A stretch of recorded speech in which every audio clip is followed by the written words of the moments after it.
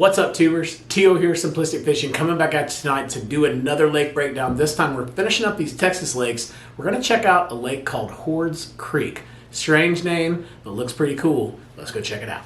Bye.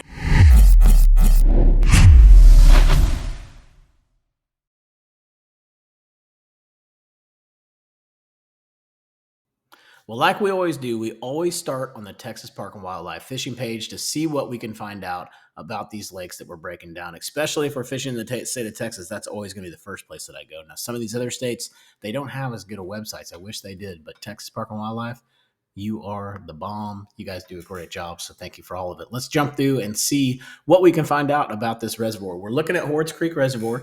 The location is in Coleman County, 63 miles south of Abilene and 10 miles west of Coleman. Surface area on this lake is pretty small, only 510 acres, and it's only the maximum depth is actually 40 feet deep or 39 feet deep. So pretty deep for such a small little reservoir, for sure. It says it was impounded in 1948, and then here's where the bad news comes in. I was looking at the current lake levels. You can hit them right here. This thing is 18 feet below pool right now. So very, very low right now, extremely low. In fact, we can even see it on the Google Earth images that we're going to use.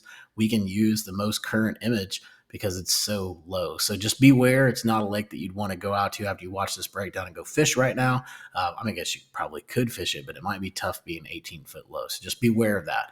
All right, let's keep moving on down. Predominant fish species, largemouth bass, white crappie, channel and flathead catfish, and sunfish. And if you click on the lake records, the lake record here for this one is actually 12.96 pounds. So amazing. 13 pounder came out of this 510 acre pond, basically.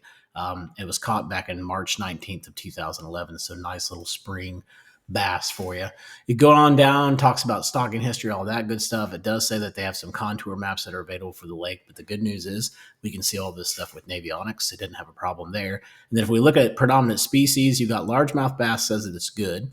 Crappie is good. Sunfish is good. And then catfish would be fair. Talks a little bit about fishing cover and structure and just some basic stuff in regards to fishing. But the main thing here to take a look at is that they did place, Texas Park and Wildlife did place fishing structures in cooperation with Stillwater Bass Club in this lake. And so you can click here to go to the habit structure. But as you guys know, with Simplistic Fishing, I always take those from Texas Park and Wildlife because they share the file, and then I add those into these files. So we'll be able to see those on Google Earth as we switch this over. So let's go ahead and do that. Let's switch on over to the Google Earth side, and let's see what we can find. Now I've switched over, and we're actually out on Google Earth, and we're going to take a look at the Google Earth waypoints from the satellite image. So basically over here to the left, I'll show you how I have everything broken down. It's separated by a couple different things. We've got creeks and ponds. So let's go ahead and do this. I'm going to go ahead and click this first. We're going to zoom in here because I'm getting ahead of myself. And I'm going to show you this first. So this is the image that shows the last image that Google Earth actually gives us. And that's from 12 of 2023. And like I said, it was down about 18 foot. So you can tell there's a lot of stuff that's exposed. It exposes that entire creek channel.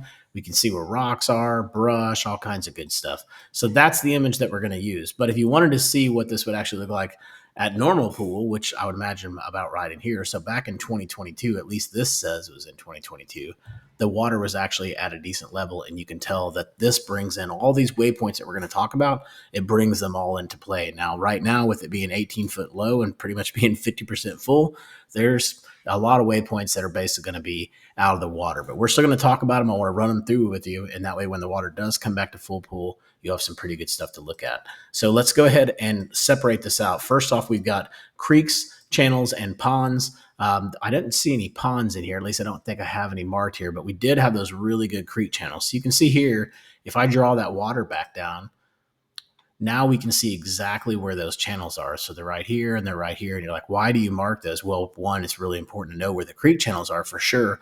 But two, you can actually just get out there and set your boat right in the creek channel, and you'll have these tracks on your graphs. You'll know exactly where the creek channel is and know that you're actually in the middle of the creek channel based on the imagery that we have. You got the same thing up here, this little ditch that comes through here. I think this is a little creek, actually, it looks like. But their little creek comes through here. Now, again, with this image, it looks pretty obvious, but when the water goes up, you're definitely going to want to have that information. All right, so now a couple other things we have out there. We also have offshore hotspots. Now, offshore hotspots are tricky, especially on Google Earth. They only show up in the year that you imported them in. So apparently, I did this breakdown in December of 23. I'm just not getting this thing out here on the video. So here we go. Brought in the offshore spots. Normally, I'd show this to you guys on Navionics mobile app because we'd be able to look at the contours. But I don't really know if that's worth it in this video because with the water being so low, you can pretty much tell on almost all of these. There's a couple that you can't. But on almost all of them, you can tell why we had them marked as an offshore hotspot. So let's just go ahead and talk about them really, really quick. First one's up here. Obviously, clearly an offshore hotspot. That's a nice little point. You've got another good point that's out here too. And if you're looking at the contours of this one's pretty steep on this side and then kind of tapers on this side. So this could be a decent little point to take a look at. Another good point here. And then also anytime you have these points that come out and they swing in like that, especially if this is created by a creek or something like that, that could be part of a channel. But that area right in there, right where we have the offshore stuff, could definitely be critical. Then you've got some offshore stuff down here. This is probably like some kind of hump or something going on here down by the dam. Another little offshore spot down here by the dam just outside of the buoys there. And I'm not sure what that one is, but if you look at the contour map, I'm sure you'll be able to tell. Another point here as well. And then again, another offshore spot here that we'd really need to look at the contour map to see why we picked that one. And then we've got another one right here off the point, another one here. So basically, you're looking at points, right? If you get points, you've eliminated 4 or 5 of the offshore stuff we've already marked for you. The other 3 are down by the dam, and then that other one is on that inside cut. This is probably going to be one of your better areas to fish around right in here. All right, so that actually covers us for the offshore. So that made offshore really easy for this video. So let's go ahead and talk about what else we have out here. We also have ramps and slabs. So what this is basically is all the different ramps that are available on this lake. Now, there's not a ton of them, and a lot of times we'll see slabs and stuff like that, personal slabs. But with this lake being so small, it looks like it's just ramps. So let's just cover them really quick. We've got a ramp that's up here that potentially would be underwater if the water was deep enough. So you definitely would have a little ramp there, a little slab. You've also got a slab that's right here as well. Another one that's here,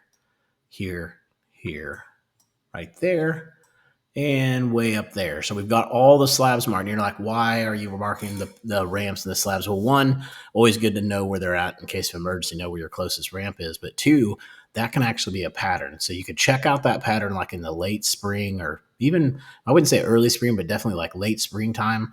That can be a really good pattern to run, is just running the ramps. Now, with this being such a small lake, depending on how populated it is, that might be impossible with all the boat traffic, but something to try out, especially maybe even on a bigger lake. All right, then we've also got structure and cover, and then we've got the Texas Park and Wildlife stuff. So let's go ahead.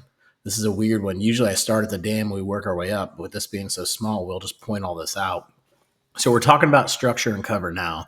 Now, obviously down here, we talked about the offshore stuff. We had the points and things like that. Another area that you might want to look at is right in here. I don't know if you can get to that, like if that's buoyed off there or not, but if you can fish right around in there, it just jumped out. I mean, definitely a good area to fish. We also talked about those ramps, like right here. If the water gets up, these little, where the rock is on the outside of these ramps, can be really good as well. And now you've got a nice big flat that's up on top of this point. Remember, we talked about the inside thing being more your offshore, but here we've got a giant flat up here, and you've also got a giant flat up here by the swim beach as well. So something to take a look at in the springtime. Now, also, we've got a little bit of brush in here. We called it brush. I don't know if it could be that willow stuff. I'm not really sure what it is, but definitely some kind of vegetation that's happening right out here off these 2 little points. You can see them here. When the water's up, that stuff's going to be way into play. And, it doesn't take much. That stuff's way out here, right? So that's definitely going to bring that all into play.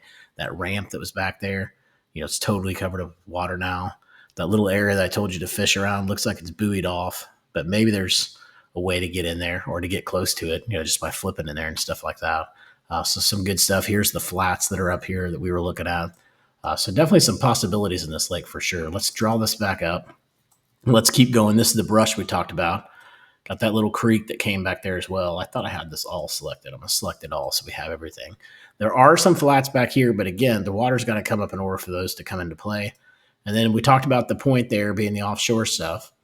We've got More rock that's like around in here. And if you look in here, I don't know what the deal is, but just from like right in here to probably about, I'd say right in there where I put that rock area, it's really, really rocky right in here. Now, some of the other bank lines kind of sandy-ish. You got a little bit more rock in here. Not really sandy-ish, but lighter rock. But this was a lot heavier rock. So check out that little area. I could be just be seeing things, but it definitely looks a lot chunkier. You got a ramp there, some really good rock over here that's on the side of this little fishing pier as well. I don't know if you can fish there or not, but hopefully you can. And then you got some more rock up here too. So just a lot more rock outside the bank than some of these other areas. And then I don't have it marked here, but definitely a spot that I would take a look at is right off the edge of this. So find where this creek channel comes through. Obviously, you're going to fish around in here. This is going to be good because that swing that's right there, that little point area could be good too. And then also right out here offside this point, like wherever this comes out, somewhere right in here is probably going to be a really good place to find some fish. So definitely take that out. I didn't really mark it. There's nothing to really mark for you guys, but it's just the way that swings down and then it probably swings back this way. That's going to bring this into play big time. So definitely take a look at that. Now we got a couple other areas just marking where the rock is. You got a good rocky area right here. So you kind of fish all around here. And you've got more rock that starts here, kind of goes out to this point, all the way down here, and then all the way over here as well. This did look like a pretty good drop in here. I don't know if this is a good image here, but I was able to see a decent drop. See if I can go back maybe. Of course, the year we do the breakdown is the year that it starts getting really low, and I can't find anything lower than what we found here, but you can tell here something's going on here. So notice how this is all tapering right here, and it kind of tapers off here, but this is really, really steep. So there's got to be some kind of a drop or something like that going on right there in that area. You've also got a ramp that's here too, and then those ramps that are down there we talked about and the offshore stuff, nothing big down there. Now, these green trees that you see, this one right here, down here off this fishing platform, this green tree that you see up here that's got, I don't know if that's a boat that's on it. Yeah, looks like a boat's really close to fishing it. There's another one over here as well. And right here, these are all the Texas Park and Wildlife fishing structures that they put out there. So those are in play. I mean, the water is down, and those are probably getting hammered right now with anybody that likes live scope or crappie fishing. Those are probably the four places on the lake that get fished the most. You'll want to go check those out. And again, we've got those out there. We've got them on the card. We've got them on the site. Just go check it out, simplisticfishing.com. So guys, that covers us for Hords Creek Reservoir. Hopefully that water comes up and you guys can start taking advantage of this stuff. If you're not fishing Hords Creek, maybe you're just fishing some other lake in Texas, don't forget, go check it out, the website. We've got hundreds of lakes out there, not just for the state of Texas, but also Tennessee, Georgia, Alabama. I mean, we're all over the place. So go check it out, simplisticfishing.com. And until next time, guys, I hope you catch your PB. Take it easy.